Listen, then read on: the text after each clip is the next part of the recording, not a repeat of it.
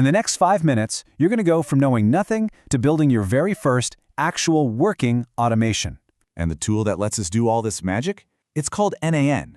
The best way to think about it is like your own personal command center for all your apps.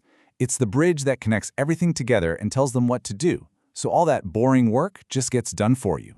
So what is n8n, really?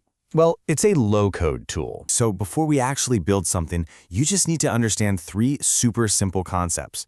Once you get these, the entire world of automation is going to make sense. When a customer buys a product, add them to my database, and then send a welcome email.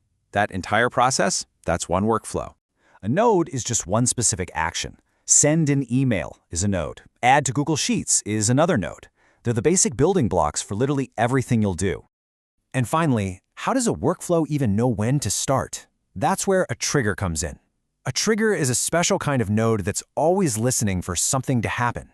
It's the starting pistol for the race. It could be a new sale on Shopify, a message in a Slack channel, or just, run this every Monday at 9 a.m. And just like that, it all comes together. See? You've got a trigger, that event that starts everything, which kicks off a workflow. And that workflow is just a series of connected nodes that perform actions, one after the other. Trigger, workflow, nodes. That's the whole game. And here's the best part.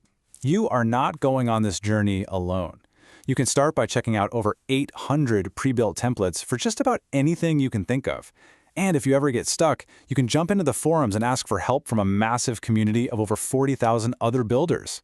So I'll leave you with this one question. Think about your own day, your own week. Think about all those little digital chores that drive you crazy. Now that you know what's possible, what is the very first tedious task that you are going to automate?